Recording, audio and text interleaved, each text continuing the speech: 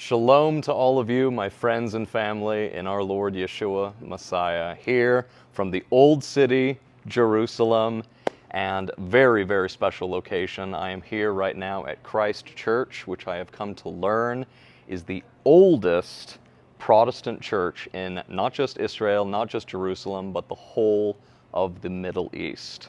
It's a wonderful opportunity, and I'm so grateful to be here, and to be here with my new friend, Michael. Michael? Yeah. It's a pleasure. Good to meet you. So, Michael, goodness, as I just said, here, Old City, Jerusalem, and Christ Church, the first Protestant church in all the Middle East. That's correct, yes?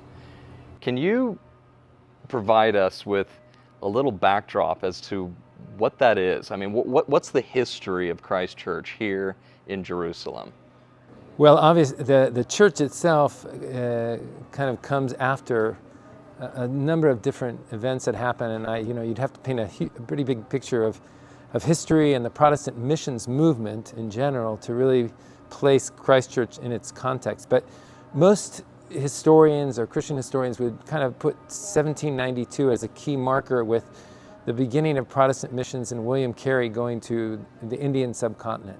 Okay. So 1792, I mean, we're kind of, and then we start to move into the early 1800s, and all of this is kind of happening on the backside of many of the huge revivals and awakenings that are happening in England, North America, even on the continent. And within this whole context of, these huge Protestant, revivals that are going on, we then have a missions movement that starts out of it. I mean, you can go back to 1810 and the Haystack, sort of prayer meeting and the student volunteer missions movement. And what most people don't even know is, some of the best universities in Britain and even in Europe and in North America were all started to train missionaries for the foreign fields that they were going to send them out. So, even the Ivy League schools, it's almost comical to say right now, but Harvard, Yale, Princeton, Cornell, they were all started. Oh. This is history I'm well aware of. Yeah. With, like, for instance, you have Harvard, and I'm sure you've read the same document I have. One of their founding documents talks about the purpose of Harvard, which was to teach the Bible and exalt Jesus and train people up to go in out the into the ministry and to go into foreign fields. And then even I apologize, thank you, brother. No. But I just love how Yale, which has become the most crazy, insane, leftist, liberal, university probably on planet Earth. Maybe Harvard, beats them just by a hair, but not much. Yale, to this day, its logo, the actual image of Yale University, is Urim ve'Tumim in the Hebrew, is the lights and perfections, or light and truth of the Urim and Thummim from the Bible, and it has this open book, which is the Bible. That is their logo to this day. And it's like, okay, it's true, and I could tell you one other one. I actually graduated from kind of the the Harvard and Yale of the West Coast, because I was born in a secular Jewish family, pretty much in California, and I went to the University of California, Berkeley. Our emblem says Berkeley, as I like to call it. Exactly. But if you ever looked at the emblem of the University of California in Berkeley, it has on it, "Let there be light and a Bible." You wouldn't believe it. So all these universities were all started. Many of them, even to this day, Oxford, Cambridge, all of them were training clergymen, a lot of them, and other people to serve in foreign fields. And this was a time where basically Africa, Asia, and the Middle East opened up to the missions movement. There was a side of this that had to do with, as well, the empires and colonization. But in general, these Protestant denominations really got a burden to say, hey, look, we have to preach the gospel into every creature. We have to go to all the nations and disciple. That was part of the Great Commission. The Great Commission, go into all the world and So it really starts with the London Missionary Society, in the 1790s there in London, and that's really the place where everybody sort of congregates in the beginning. There were the American Congregationalists in New England, connected to the Ivy League schools, were sending people. But really, the sort of the beginning point, the pivotal start of all of this, and the launching place was really London. And part of this was that also there were Jews coming to faith. There were Jews on the continent. There were Jews in Britain. They were coming to faith as well at this time. And they also began to congregate in London. And they had a big question. And one of it, should we stay with the London mission, the LMS, the London Missionary Society, or should we start our own organization to reach our own people? Okay. And it wasn't so much that I don't think it was necessarily them decide, hey, they're not going to reach, but they felt a specific burden for their own people, and especially in the Middle East. Now, you're talking, we're in the middle of the Ottoman Empire. The Ottomans received huge portions of the Jewish people into their empire when the Jews were expelled from Spain. In fact, the Sephardic Jews, which we refer to in Israel as a Middle Eastern kind of Jews, actually came out of the Spanish Inquisition in the 1490s, but they were received by the Ottoman Empire. So they spread out. There were already Jews from the dispersions that happened before that, even from 1st and 2nd century, that were still in the Middle East. But these really went all over the Ottoman lands. And the Ottomans received them in. So they had a burden, in a sense, for these Jews in the Middle East. That was one of their main things. And they needed a base. And once they decided to start their own organization, which became the London Society for the Promotion of Christianity among the Jewish people. Small little name that you can put on a T-shirt. A little bit of a exactly. So they had a mouthful. They wanted to find a base, and naturally for them, the base was Jerusalem. Yeah. They wanted to come and start something. And so, generally speaking, the idea was a missions base here in Jerusalem that would reach out to Jews all over the Eastern Mediterranean, North Africa, literally from Morocco all the way to Iran. Wow. So that they had a great vision, a big vision. Talk about a burden. This is the spirit of God that is put on this. A huge vision, and they wanted to release emissaries, from this place. So getting the church built was having a church built in the Dar al-Islam, or the abode of Islam, was, you couldn't do it. In Islam, you cannot build a church on land that is under the sovereignty of Islam. But because this was actually right here, this was the consulate, and this was this part of the Sultan's story. I mean, getting this later. He said, "Look, I can't let you build," because they had a person that went to them. It's kind of an interesting story. I'll leave it out for now. But they had an intermediary who went and tried to convince the Sultan, the Caliph, and the Sultan to let them build a church. He said, "I can't let you do it, but you do have a consulate in Jerusalem. That's sovereign British territory. Do what you want there." So this Jew, Michael Solomon Alexander, a Jewish believer in Yeshua and Jesus at the time, an Anglican, came down from London, and they built this church. And right here in Jerusalem, right here in the Old City. And what's incredible about it is that it was, I'll just say one more thing, because I'm more going to speak in the context of missions, is that they built a church where specifically constructed so that a Jew could come in and worship in it and feel at home. Okay. Now that's something that's very unique about it, and even the direction that it's pointed, even how it's constructed, even the focus of worship, all these things were what was going on. It's just, they actually were pioneers, because they were right at the beginning of what we would kind of say is the contextualizing the message. Now, in essence, they weren't contextualizing the message. When I talk about contextualization, I'm talking about like Hudson Taylor. Puts on Chinese, I think most of your viewers probably know who Hudson Taylor was, one of the most famous missionaries to go to China. Oh, okay. He went inland, he took on Chinese dress, but it was important because he stepped beyond the safe confines of the colonization or anything that was going on in the empires, and he went into the inland. He went into the interior of China. Right.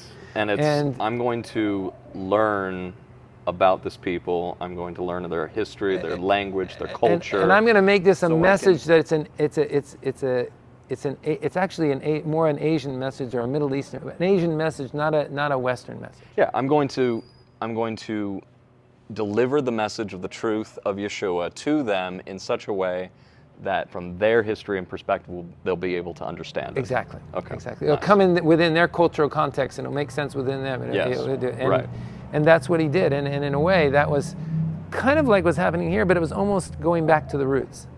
Nice. And in a way, what they did was they were so far ahead of their time when they built this building and started to do things, because in a way, it was a forerunner to the Jews even coming back, to the whole Jewish Zionist movement of the Jews coming back. Yeah. So, Christchurch, if I got the dates correctly, the building started in 1839. I think it started in 1842, actually. Oh, okay. And So then early it was finished 40s. by 1849. Okay, so by 1849 is when it's done. 99 years before, or 98 years before the state of Jews, Israel. Well, the before Jews, the Israeli state is established. Exactly, but there's already a movement within the Ottoman Empire that starts in the 1880s, even before that, of Jews coming from Eastern Europe and resettling here in land. But that's a different story. But still, they were quite a bit ahead. They understood the place of Israel. They understood that the Jewish people were coming back. Look, there was interest as we get into the end of the 19th century. Huge interest on the regathering of the Jewish people in their ancient land, because that's one of the main messages of the prophets. It's also, you see it in the Gospels. You also see it very much even in the eschatology and everything like that. And it's also a messianic thing. The Jews have to return to their ancient land to welcome the Messiah. What's truly extraordinary, and one of these most profound and most prophetic aspects of one particular book of the Bible, I'm thinking of in this case, Isaiah. Isaiah, who is 750 some odd years BC, before Christ. Right. This is before the destruction of the northern kingdom of Israel by Assyria. This is 150 some odd years before the destruction of the southern kingdom of Judah by Babylon and the 70-year captivity and going back.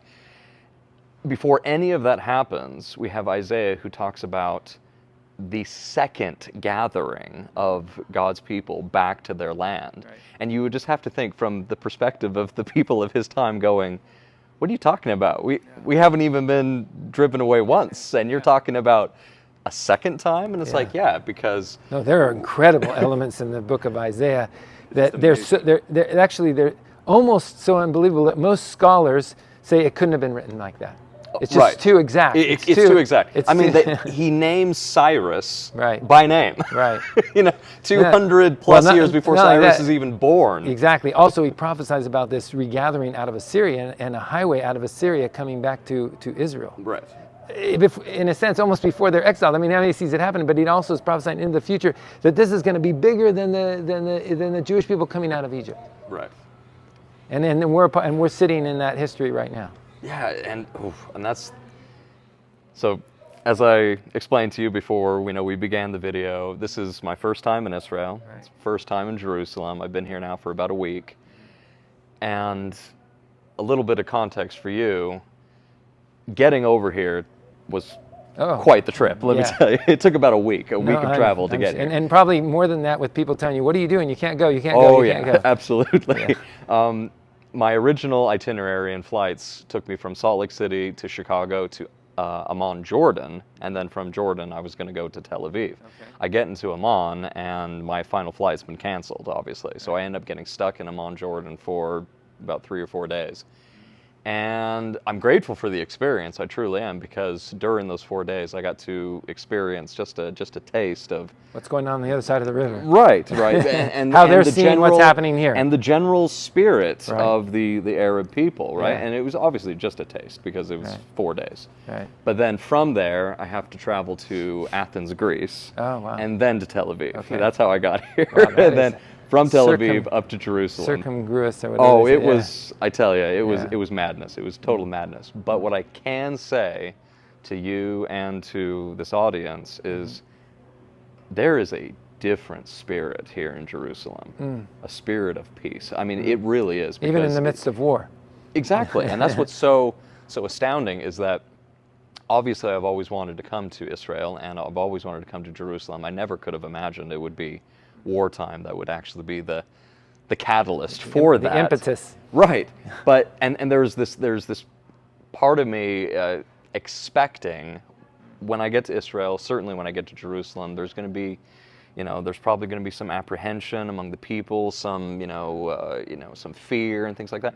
And I haven't felt any of that, even amidst wartime. What I have genuinely experienced here in Jerusalem, from the very Hebrew name of the city, Yerushalayim, the city of peace, I have felt this intense shalom in the city and from the people, that there's just a light and there's a hope and there's a peace here that I know cameras can't capture it and convey it accurately. No, They and just can't. You have to experience it. You have for to experience yourself. it. And it was probably providential that you were in Amman, Jordan at this time, because you could feel what's driving a lot of the population vis-a-vis Israel, vis-a-vis kind of some of the things that have been happening.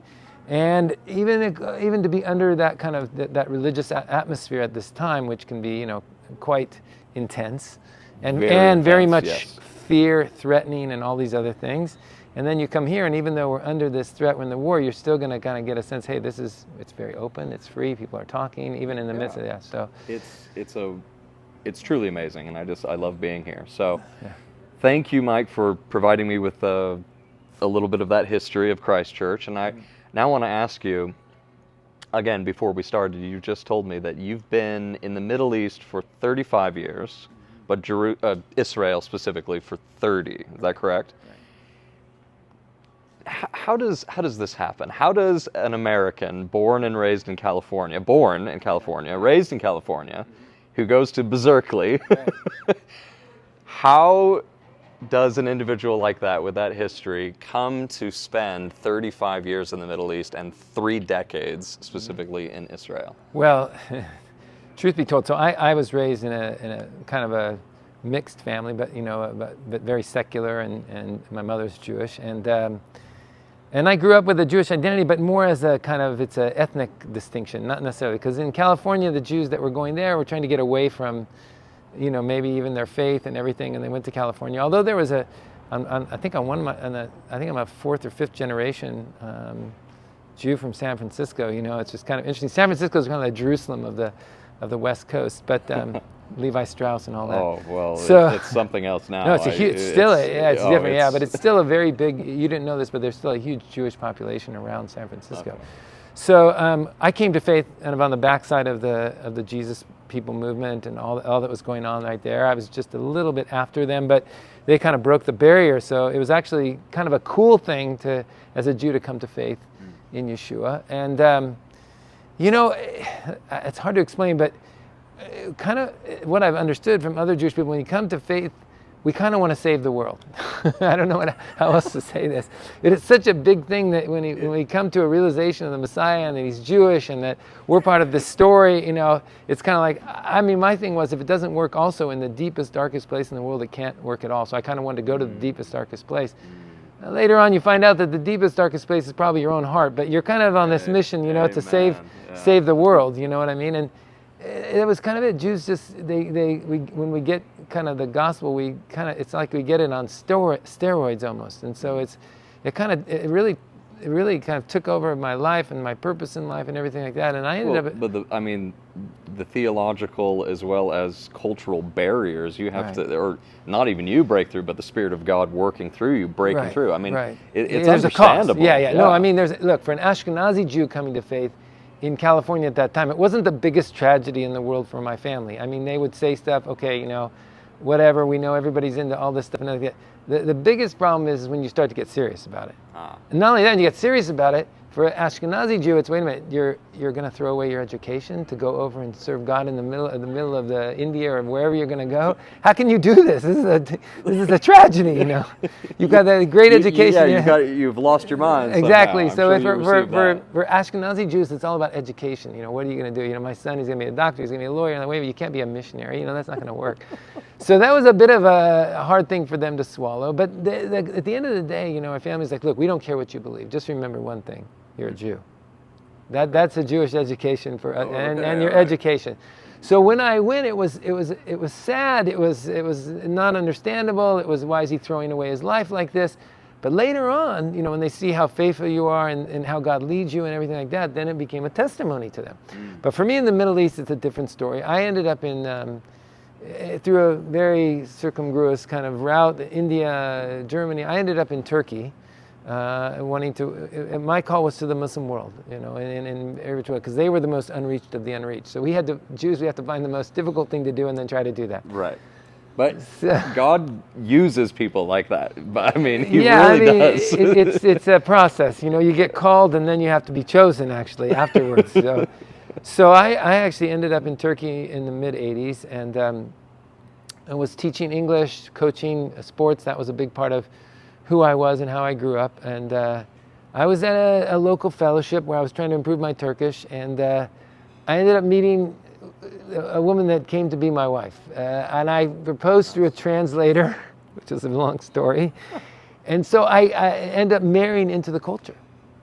Wow. She was a Turkish national. Okay, let me clarify here. So at the time you proposed, you don't even speak her language? I didn't speak enough language to really get, and because it's a long story, but you have to get the book whenever it comes out. But, okay, all right. So what happened basically is that it doesn't happen all to me, but I was praying for actually her for a husband. The Lord spoke and said, you're going to be the one that fulfills this prayer. Okay. And I was a bit shocked. And it was kind of against the standards and guidelines of the organization that I was in. So I had to kind of really consider the cost, because if I was going to do this, I had to resign from all my connections with any kind of foreign organization, and I had to do something. Well, she didn't know any English, and there was no dating in that culture.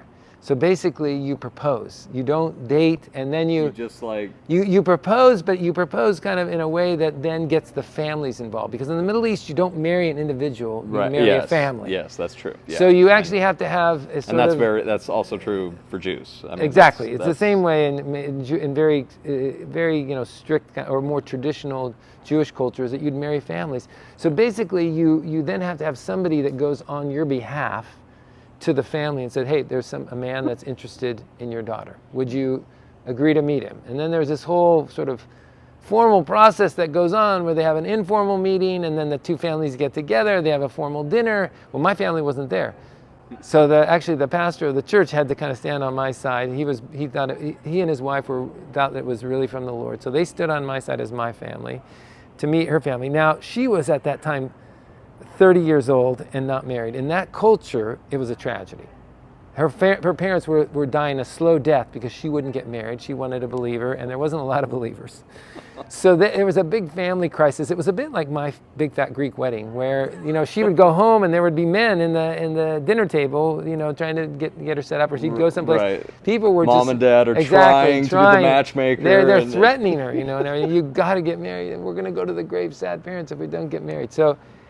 Look, a Jew comes along from California, from the United States, who's serving the Lord, and they're actually from an ancient Christian family. They're one of the few. They're a minority Christian family in Turkey. They were Armenian.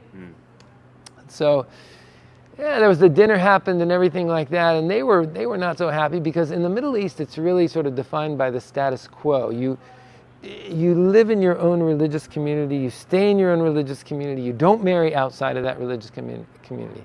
So if you're an Armenian, you marry an Armenian, a Turk, a Kurd, an Arab, a Jew, but you don't, a Greek, you don't go outside. Right. So here, now I'm Jewish, wanting to marry an Armenian from the States. Now I had some things going on my side. One is they were desperate. They wanted to get their daughter married off. Two, there's this kind of stereotype in the Middle East that if you're from the United States, you have money. But I'm a faith missionary living in. And you could have had it a doctor, a lawyer. But I didn't. You can't be a missionary. Right, but I kind of faked it, so they didn't know if I didn't have money or not. Anyway, long story short, when it came down to the proposal part, actually, before all the things happened, I didn't have the words to actually say what I needed to say. So I knew she was going to the pastor's house that day, and I said, look, they know English. If I get stuck, they can help me. So in the end of the day, after all this happened, and I felt like the Lord said, I waited, I got some confirmation, I kind of saw things developing, and I said, you know what, I could get used to this idea, I think I can do it. But I didn't have the words still in Turkish to propose. I didn't know enough at that time. So I had to propose through a translator. So that's my claim to fame. Is I proposed through a translator, and we've had communication difficulties to this day, but that's not because of language. But anyway, never mind. Well, that particular problem, I think, is in every marriage. So exactly. That's a universal. That's true. Yeah. But no. We've been married just had our 38-year anniversary, and wonderful. Congratulations. We raised all our children here, basically in Israel. They've all gone through the army.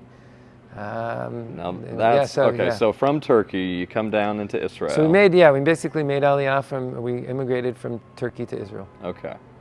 And how many children have? 4. Okay, 4, and they've all gone through the IDF. They've all gone through the IDF. Because now, Now, it's different for men and women, Right. right? Well, it's different for men and women because men serve 3 years, more or less, 36 months. I think it's changing a little bit now, and women 24. So, or yeah, around two years for a woman. 24 months, right. 24 months. 2 years for a woman, 3 years for a man. Okay, got it. More or less.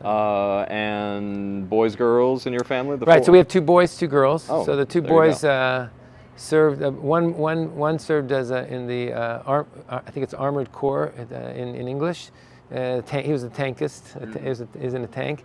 The second one was in the Air Force, which you need to have every family needs at least one child to go in the Air Force. It's very important. Man, it's quite a story. I'm going to have to just interject really quickly on that point because before, good grief, how long has it been now? I officially started my ministry in November of 16, but I was in ministerial type work for years previous to that. Okay. And before the Spirit was pulling me in that direction of the ministry, first of all, I had no thought I would ever be in ministry, ever. But it was the Air Force. That's what I desired to enter into in the United States Air Force. And I even got to the point where I'm there at the recruiting office and I have the paperwork in front of me. And of course, you have to, because they're investing a tremendous amount into you. It's incredible. So you have to, give them a minimum of 8 years of your life, right? Wow. That's what the contract requires. Mm-hmm. And pen in hand, paper in front of me. Everything ready. There was something that was saying to me, this isn't for you. I know you want this, but I have something else for you to do. And I was just like, and so I told the recruiter, I'm like, appreciate your time, thank you, but I'm going to need some time to think about this. Right. Within a couple months, I'm entering ministerial type work. Air Force to ministry is kind of the background story there. And then, of course, born and raised as a Mormon, for heaven's sakes, in Utah. But spent 30 years in that, and praise God, when I read the Bible, He opened my eyes to, have me come out of that. But you got 2 boys, one so tankist, he's in the tank, and then you got the other in the Air Force. Air Force, okay. And then, your 2 daughters? And 2 daughters. One was kind of in a logistics unit as a commander for a while. And then she did some other things, but she was working more as in a logistics unit as a commander. And then my last daughter, who's our kind of little, your last daughter is always your kind of princess and everything like that. She was a shooting instructor for snipers in the Army. My princesses. Yeah, and it didn't fit, but I realized, they like these pretty girls because then they get the guys. I think maybe they choose these beautiful girls because both our daughters are very beautiful, but our youngest daughter is really into beauty and everything like that. And I was like, how did she end up being a shooting instructor, a sniper instructor in the Army? And she did a good job. She was a great shot, and there was, and you have to take apart guns and everything. So you're teaching these guys. Well, the guys all want to outdo each other because this girl is teaching them. Right. So maybe that was it. Got to try and impress the instructor. Right. So that was our 4. They all went through the Israeli Army. Yeah. Now, my perspective on what Israel does with the IDF and how service men and women is mandatory, as long as they're physically capable. Right. Obviously, there's exceptions. Mentally capable too. Yeah, mentally. Oh, yeah. Yes. Yeah. Good grief, yes. Yeah. But physically and mentally capable, mandatory service, and I genuinely love that. I mean, I really do. It's great, and I'll tell you why. Service is mandatory, and you don't have to go into the Army. You can choose what's called national service as well, where you serve in other areas of society that they're needed, whether it's youth, whether it's it can be in hospitals, it can be all kinds of different volunteer things. So it's actually important. Yeah. Oh, I think it's incredibly important. I really do. Especially how there's one aspect of Israel that there's so many aspects of Israel that I love with all my heart. Obviously, this is God's promised land, and the very city where He puts His name forever and ever. I mean, I'd love being here, but maybe it's just an effect of wartime, and you can please explain this to me, or maybe this is just how it is generally speaking. There's an amazing patriotism here in Israel. Right. Like coming from the States, and you I'm sure know this because when was the last time you were in the States, by the way? It's been a couple of years almost, but yeah. So you're familiar with the direction it's been going, unfortunately, the tragic leftist direction it's been going, but at the time that you were born and raised in California in the States, you know of the to be an American was this great thing. There's a patriotic spirit. And I'm experiencing the same thing, just to a much greater degree here in Israel. You know, it's like there's a real patriotism here. Do you feel that there's an aspect of that's of the war, or is it, you know, mandatory service in the IDF, a little bit of both? Yeah, okay, I'll say a couple different things on that. And then, like, in the United States, it's kind of what determines your future as a young person a lot of times is where did you go to university? Yeah. Where did you go to college? Here, that doesn't matter. It's where you served in the Army. Really? That determines your future. That is the That emphasis. is the thing. And in a sense, it really molds the country. So probably the most important, how should we say, the most important organization, I guess you'd say, or the most important part of this whole country is in the modern state is really the IDF. And part of it has to do is it's the great equalizer. Everybody goes in. Everybody just comes in the same place. Now, and you're all thinking, not like necessarily how you can go through it, you want to kind of serve in the best of the best. And the best of the best is to be a pilot in the Air Force. Okay. That's the dream of every Israeli kid. Now, not very few make it, but that's kind of the dream that everybody has. And my son wasn't a pilot, but he was in a very interesting unit in the Air Force. But it is basically the thing that really molds society here. The modern society is the IDF. Got it. And you're right. You know, why did you have all these guys fly back from all over the world for this war? I mean, they were chartering flights from all over the world, bringing Israelis back. And most people would lay their lives down for the state. I mean, look, part of it is we're a young state too. We're a fairly young state with a very tumultuous history. Exactly. And one of the things, and very much, we've struggled in a sense as a country with our own internal divisions. We were right in the middle of a big one regarding the fact that we don't have a constitution and some judicial reforms, and it really divided the state. Also some really huge problems within the leadership of our country. In fact, that's a little bit of that's going to have to be answered for when this war is over, was, you know, how did the leadership fail at this time? But those questions are going to be answered later. Everybody knows they're going to have to be answered later. That's the other thing. We got more important things to focus on right now. Yeah. But we will have to. There will be a reckoning, a day of reckoning for our leaders, and that's an important thing in our country. Now, the other thing that keeps the country together is the existential threat. Yes. It's a country that in its 75 years has gone through how many wars? Every 10 years and everything like that, where basically people from the outside have wanted to destroy and to wipe our nation off the map. And that in a sense, that keeps the nation together. So the patriotism is actually driven by the existential threat, because we're a very diverse nation. A journalist might come to me and say, hey, what does an Israeli think about this? Well, I can't tell you, because 2 Jews, 3 opinions. Wherever we're all over the map. We have 30 some odd parties. It's not like a 2-party system. We literally have 30 parties. But I'll tell you this, I've lived in this country 30 years. I still have a sense of, you know, I have relatives in the United States. I have relatives in Turkey too, but I have relatives in the United States. I mean, I've raised my family here. You know, our history as a family is here. But, you know, I still do have, you know, connections to the United States. When I'm interested, I mean, what happens in the United States affects the world as what happens in Israel affects the world. It's the leader of the free world, but in a sense, Israel is the spiritual center of the world. Totally. In a very real way. But here's the thing, because of democracy, I've never, ever voted in a U.S. election, but I've never missed an Israeli election. Well, because we're 9 or 10 million people, your vote means something.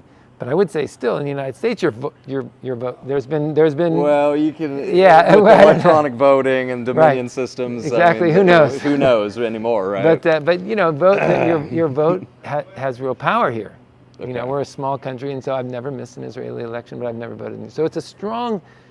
I've never voted in a U.S. election, but it is a very strong democracy here. Yeah. People are invested in the process. People are passionate about the process, and that's fun. Oh, yeah. It's kind of so cool. We got this continuous threat, right? So we have the existential threat. Yes. We have the IDF.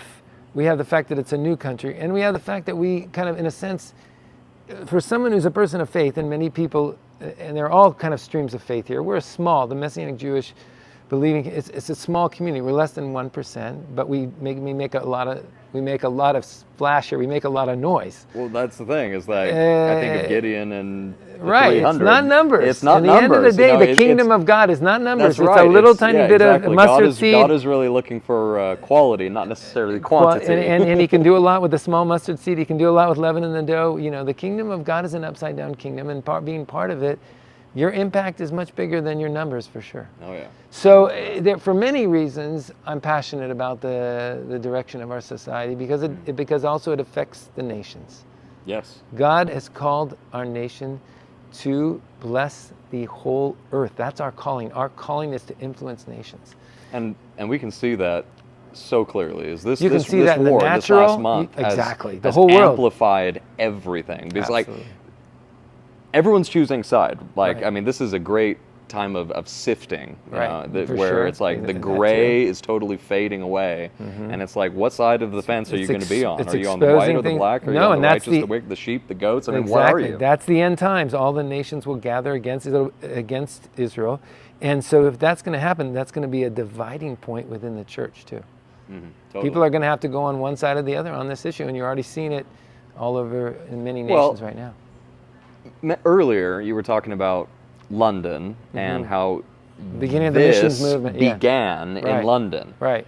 And I'm sure you've been seeing what's been happening in in London London. just in this last month. I mean, first there was Shocking. a 100,000 strong pro-Gaza, pro-Hamas march. Right. Just a few days ago, there was a 500,000 strong person march. Wow. They're now calling for a 1 million strong march. I mean, you see, it's like it's madness. Look at the absolute madness. demonstrations. One of them are filled with hate and everything like that. Oh, yeah. When they have an Israeli one, they're singing songs, they're embracing. It's a whole different spirit. Totally different spirit. Now that brings to mind this experience that I had. This was maybe 5 days ago here in Jerusalem. So Okay. I first have my experience in Amman, Jordan. Some of it pleasant, most of it unpleasant. But that's another thing for another time.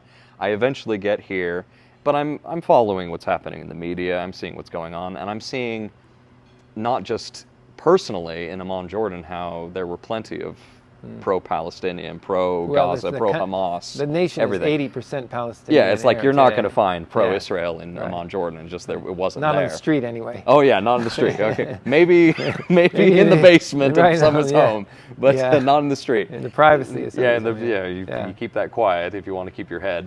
But then beyond the Muslim world into the Western world, you're seeing pretty much mostly, as far as the protests are going and the Right. riots and things like that. The noise, anyway. The noise makers, the Right. majority, the big numbers. It's all pro-Gaza and pro-Palestinian. But then and there's a lot of that hatred, as you just mentioned, in these groups. But then 4 days ago, I'm walking through the streets of Jerusalem, and up in the distance, I hear some singing, men singing, and I knew just by the sound it had to be a large group of men. So I'm like, what is this all about? And I have my phone on me, so I pull my phone out and I'm following the music. And then up ahead, I see this huge group, at least 100 young men, singing in the street, dancing in the street, doing the circle dancing. Yeah. They're waving the flag of Israel, and I'm like, I got to check this out. So I run and pull out my phone, start recording, and I end up following this amazing group of young men, these like lions of Judah, from where they started in Zion Square downtown, and from there they went all the way to the Western Wall, and I followed them the entire time. It was amazing. There was just this incredible spirit of joy, of hope, and the songs that they're singing. Now, I don't speak Hebrew. I know some biblical Hebrew and some vocab words and things like that, but as far as conversational Hebrew, that's just non-existent, at least right now. I'm hoping that'll change in the future. But I met up with a friend later, and I show him the video of this amazing thing that's happening in Jerusalem. He speaks fluent Hebrew, and he's listening. He's like, oh, this is what they're saying. And the songs were, in fact, about God and about happiness and about life and joy and hope and peace, and this is what they're singing about. Right. So you see, the You majority... You have to get here to understand the dynamics. You really do. Yeah. You have to experience it for yourself. The majority, the noisemakers of the world, so much hatred, Right. and even a lot of violence. I mean, the literal word Hamas in Hebrew means violence. Yeah.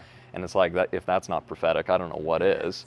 That these people who speak Arabic, not Hebrew, they have this acronym for their movement, the Islamic Resistance Movement, and it's Hamas. Just so happens to be the same Hebrew word for violence, which King and Prophet David in Psalm 140 3 times uses that word and prays to God for destruction to be upon these, violent, the ones who are violent. Right. But then you come here, and the few, the smaller number, Right. it's about joy and peace and hope and love. Right. Right. And I Even had in another this extent. conversation with a gentleman from the ICEJ Okay. just the other day, Barry Dennison. Dennison, Yeah, yeah. Barry Dennison. Uh-huh. And he was sharing with me an experience where he heard from an IDF veteran speaking to the soldiers who were going into Gaza that you are not going into Gaza to fight Hamas out of hatred, out of revenge, because if right. you go no. with that in your heart, Right. you will come back with that in your heart, and you'll Right. hate your fellow man, you'll And hate your brothers you'll and become sister. like the people that Yeah, you're that fighting you against. let that into your heart. And he Right. says, this is an IDF veteran who's seen lots of war, over the last 50 years, obviously. And he says, what you are really doing is that you're going in love for your family and friends. You're fighting for your nation, you're fighting for peace. That's good. Because there is peace on the other side of this Amen. conflict. Amen. Good. Mike, it's been a pleasure. I just want to conclude with some thoughts about, obviously, what's been going on in this last month, specifically. Where do you see, just from a personal perspective of what you've experienced, not just, over the last 30 years, you've seen a lot when it comes Right. to Wars. Hamas and wars Yeah. and conflict and all that. And obviously you've been keeping up to date with everything that's been happening in the last month. So, Everybody else. exactly, right? Where do you see this going? When it comes to the leaders, like Benjamin Netanyahu, who has made it clear and that ceasefire is not on the table, that we are committed to the absolute destruction of Hamas. Right. For that, against that? What Well, are your thoughts? look, you can't you can't destroy an ideology, but you have to say that this people are not able now. They've disqualified themselves from leadership. They cannot they cannot govern anymore on our border. That will not happen again. Right. So whatever the international community decides in terms of what they want to put in there is fine. But for Israelis, and even the getting people to go back and live in those towns and villages, whether they're on the Lebanon border, we actually right now live, are temporarily residing up on the border of Lebanon and Syria actually. So we've been firsthand watching it. Getting people to go back, whether it's the border of Lebanon or anything, with the fact that this has happened, the army has to guarantee that they will not be in power on the other side. Yes. You can't destroy an ideology, but you can say we will not allow this group to govern on our border again, under no circumstances. So the ceasefire, he can say what he wants. At the end of the day, the ceasefire will come into effect when the United States decides there's going to be a ceasefire. We can, but they will let them know. Okay, you have this much time. This is how much time you have to do to get you, and we're behind you. Yes. We agree with you. But Israel can also say we will not entrust our security to this group anymore on this border. So that's for sure a 100% an agreement by the government, by the army, even by the Israeli public. Because as a friend of mine said, a guy that I knew was in a major leader in the army at one time, he said, look, the people of Israel have this kind of unspoken covenant with the IDF, and that is that they will protect us. Now, they didn't do it in this situation. That covenant's been broken. Trust has been broken. And to get people to go back and live in these places and not just be, sit in the center or wherever they are, to get back because the country is sort of predicated and even sort of built on lots of different border settlements. Because you gotta. That was the thing. Ben Gurion, the leader of Israel, said we got to secure the borders. So we have to put kibbutzim and other people on these borders. Well, the army's got to protect these people. And if they can't guarantee the protection, people won't go back. So two things have to happen. One, they have to show that this, sort of unspoken covenant needs to be restored by removing Hamas regime from power there. Yes. It can be anybody else. It can be an international coalition. It can be even the Palestinian Authority they're talking about. It doesn't matter. But they cannot govern anymore on that border. That's it. They've disqualified themselves. Seriously, how can you allow a system of governance that is predicated on they're destruction. Internationally recognized as a terrorist organization. Right. Their charter calls for the eradication of Israel and Christians, not just Jews, but also Christians. We always say first Saturday, then Sunday. Yeah, right, exactly. So it's not like it doesn't stop with the Jews. Right. And I mean, their own motto is, you know, we love death as much as our enemies, the Jews, love life. I mean, this is No, Israel has offered them the two-state Right. solution multiple times. They've Right. turned it down every time. Exactly. They don't want peace. No. They No, want they don't want peace. the death of every Jew and Christian in the world. Exactly. Free, How do you- Free Palestine means no Israel. But That's you know, right. bigger than the whole issue is Hamas. It's not so much who's holding the gun; it's who's giving them the gun, who's carrying them. That's a bigger issue. Right. And this is a whole issue of, you know, Iran, and not Iran. only Iran, but what's been exposed right now is Qatar. Qatar is a very dangerous player in all of this, both in the media and in funding Hamas and working together Where with Iran the for their founders of Hamas are living in they're luxury. living in Qatar. They're living in luxury. They're not Yeah. there. They're not in there suffering in the army. They're living Yeah. in Qatar or in Turkey. And that's another story. Uh-huh. So the bigger issue is who is actually standing behind them. And Qatar has been exposed right now in this as both the arsonist and the we'll negotiate for the hostages. Well, look, you can't be the arsonist and also the firefighter at the same time. Right. And that's what's going on here. And I think the whole issue of Qatar has really been exposed, and their financial backing of all this and everything like that. They're playing both sides of this, and they are a dangerous thing. And not only that, U.S. has a huge base there, which is kind of an interesting dynamic in all this. So, Qatar, Iran, Turkey, all their relationships and how they all get together, this needs to be exposed in all of this for us to be able to move forward as a nation. Well, and I mean, if we're going to talk about the elephant in the room, which we Right. need to, is, Right. you know, what is it that ultimately has radicalized these groups to do what they do against Jews and Christians? And it goes to their doctrines, it goes to their religion of Islam, where from their own book, the Quran, it does actually call for the extermination of Jews and Christians. And it talks about this time when, you know, Jews won't be able to hide behind a tree or a rock because the rock will cry out, "Here, Muslim, come, there's a Jew hiding behind me, come and kill him." And You know, I mean, it's a difficult thing because people are born Muslim. They don't get to choose. Okay, that's not the thing they choose. They're born into that culture. Now, Islam is a different thing.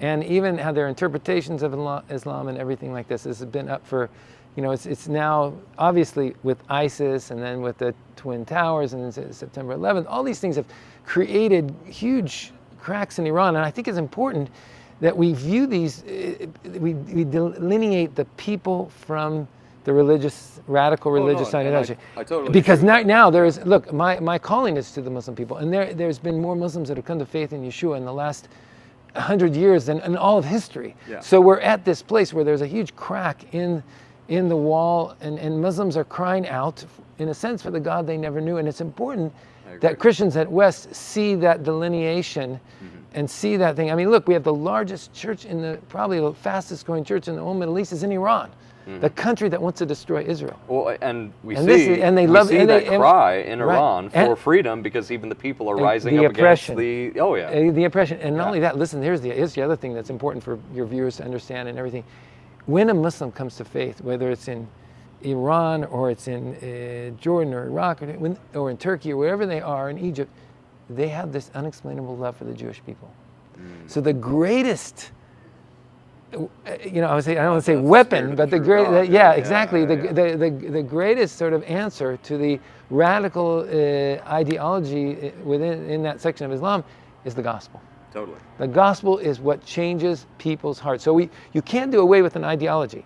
A war will not do that. Well, but prayer, Yeshua will. When he exactly. returns. No. But prayer. Well, yeah, that's the rod of iron. Yeah, but in the exactly. meantime, we're believing for a harvest from these nations. Yes, of course. We're believing that God is going to call Muslims to Himself, and that's going to be part of the harvest of the nations that's promised at the end of days. But it's all wrapped up around Israel as well. The end will not come until the gospel of the kingdom has gone out into all the world. Absolutely. And the Jewish people have a huge responsibility in that. That's why I believe that God called us here as a family, that from here we would go to these Muslim nations. Beautiful. I love it. So that's I really do appreciate how you differentiate between Muslims as a people, Right. the people, Right. and the religion. Right. It's like it's the religion that's the problem. Right.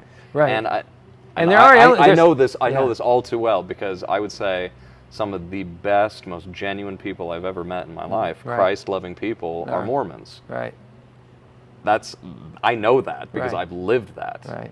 And some of the most But- hospitable people that I've ever, and some of the nicest people that I think are even Muslims. I mean, Totally. They totally. don't. But it's no, like yeah. it's the religion of Mormonism that's the Right, problem, right. not the people, right? Exactly. And I would say the exact same thing with Right, Muslims. right. There's wonderful And Muslims. right. There's terrible Muslims. Right. There's wonderful Catholics. Terrible Catholics. Well, we wonderful also, Mormons, too, you terrible don't want people to be, because of what a group is doing in the name of that.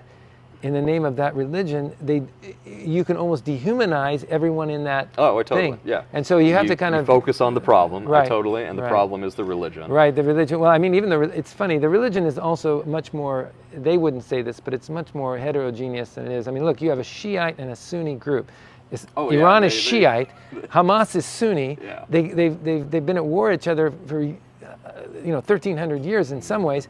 Yet they come together over the hate of Israel. That's right. That should be a sign to everybody what's really going on here. Yes, This is about the yes. destruction of Israel because they're the ones that are important in God's end time purpose for the harvest and the evangelization of all the world. And not only do they come together in their mutual hate for Israel But and the also Jews, some other but the Western world, Yeah. and not just Yeah.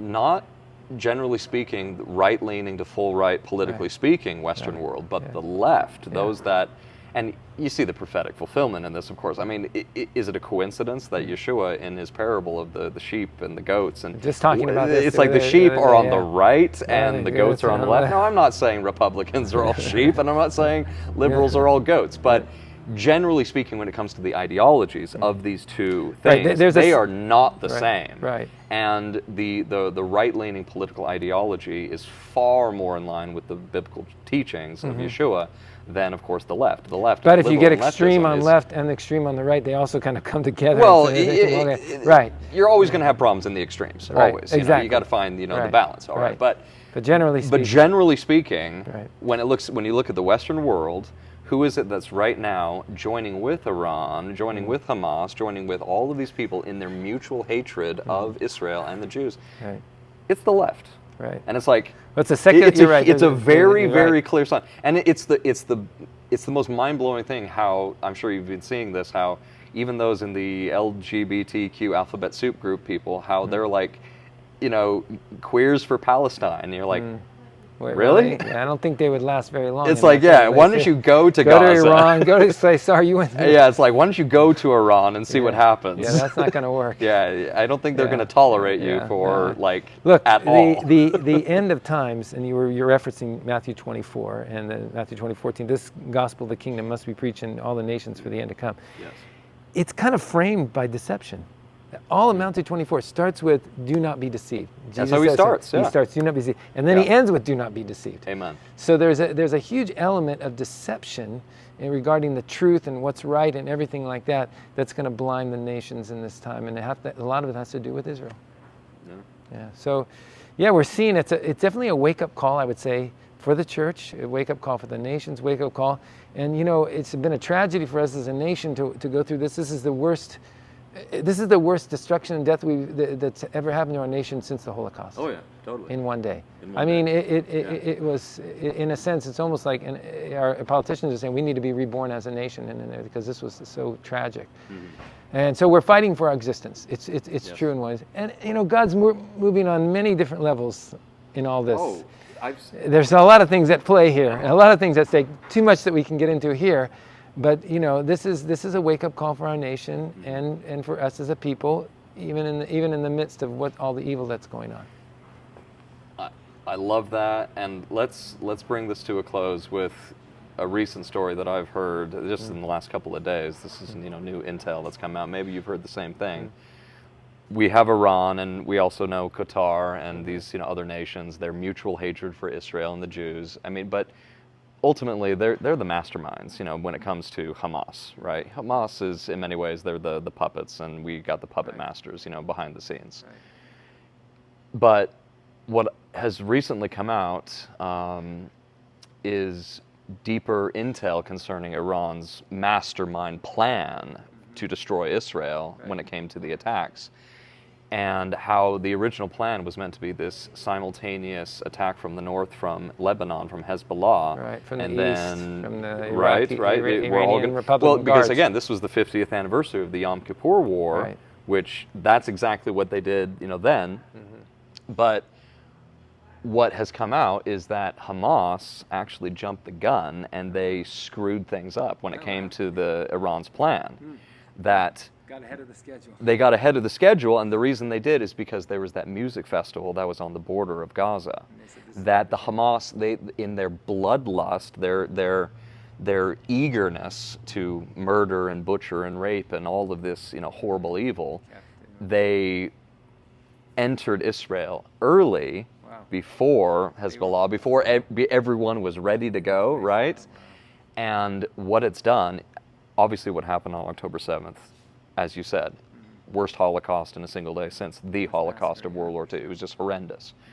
And yet, what happened in the South ultimately gave time to the IDF to fully mobilize and strengthen the borders and then increase their numbers. They lost the element of surprise in the north for sure. Because That's right. We were up in the north when it happened, and it was incredible how I've never seen this.